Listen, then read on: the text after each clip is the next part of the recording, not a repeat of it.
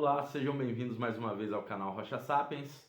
Aqui quem fala com vocês é o professor Alfredo Rocha e o vídeo de hoje é sobre a Guerra do Vietnã, um conflito importante no século XX, ainda no contexto da Guerra Fria.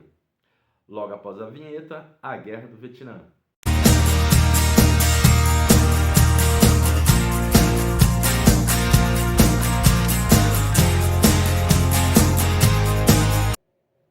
Então vamos lá, pessoal, para a Guerra do Vietnã, né? Um outro conflito do século XX, influenciado pela Guerra Fria.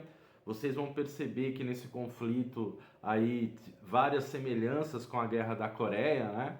A gente pode começar falando que o Vietnã havia sido uma colônia francesa na famosa Indochina e que durante a Segunda Guerra Mundial foi ocupada pelas tropas do Império Japonês, aonde ali vai se destacar um personagem chamado Ho Chi Minh na luta pela independência, né, do Vietnã, tá?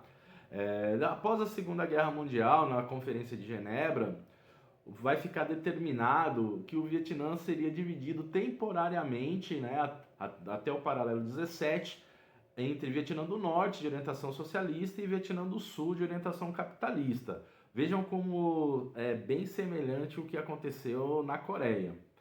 E quem que era a grande figura política ali do Vietnã que estava se destacando no período? Era justamente o Ho Chi Minh, que havia lutado pela resistência. Ele era um herói nacional que era muito popular entre tanto no sul como no norte, né? Então ficou meio que claro, evidente que o Ho Chi Minh iria vencer essas eleições. Porém, os Estados Unidos, com medo, né, desse resultado, e naquele contexto da Guerra Fria, eles acreditavam que haveria um efeito dominó. Por exemplo, se o Vietnã fosse tomado pelo comunismo, todas as outras nações da Ásia também seriam. Então, os Estados Unidos vai investir pesadamente contra isso, né? Então, vai praticamente boicotar as eleições no Vietnã. E a gente já vê uma interferência, né, na política local, né, na soberania de um povo, né, por uma questão puramente ideológica, tá? E vai começar, a partir de 1964, intensificar uma série de ataques no Golfo de Tonkin. E aí o que acontece, né? Os vietnamitas não têm outra escolha que não ser lutar pelo seu território, tá? Então a gente vai ver uma luta muito desigual nesse período, porque os Estados Unidos é a nação, uma das nações mais poderosas do mundo, com muita tecnologia, né? Caracterizado por muita tecnologia mesmo, lutando contra uma nação que tinha nas suas mãos apenas o conhecimento do local, né? O conhecimento da floresta e táticas de guerrilha.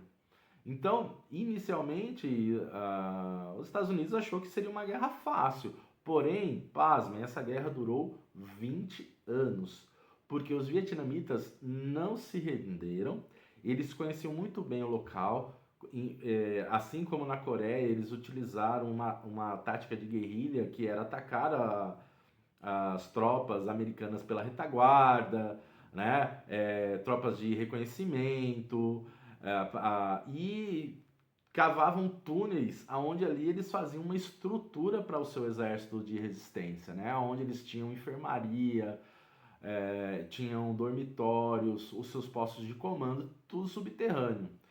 Tendo em vista isso, os americanos começaram a utilizar armas químicas, né? O napalm e o agente laranja, para que fosse simplesmente as florestas fossem dizimadas, né, e facilitassem os seus ataques. Então, a utilização dessas armas químicas, ela foi devastadora para o Vietnã, né? A gente tem registros, né, de como era algo muito desumano, né? Os efeitos dessas armas nas pessoas. Tanto que muitas pessoas, depois da guerra, desenvolveram patologias devido a esse uso das armas químicas, do agente laranja e do napalm lá no Vietnã, tá? Concomitante a isso, a gente pode dizer também que essa guerra ela foi praticamente transmitida ao vivo. Foi a primeira guerra transmitida ao vivo e a cores, tanto nos Estados Unidos como para a comunidade internacional. E qual vai ser a consequência disso, né? Devido a essas transmissões, né? A própria sociedade americana vai começar a ficar contra a guerra, o movimento negro americano vai bater de frente, porque consideravam que os homens negros eram colocados na linha de frente, né? A população pobre, os soldados de origem pobre, da classe trabalhadora, eram colocados na linha de frente, enquanto aqueles de famílias ricas às vezes nem eram convocados para a guerra. Né? Então isso começou a trazer muito problema internamente para os Estados Unidos.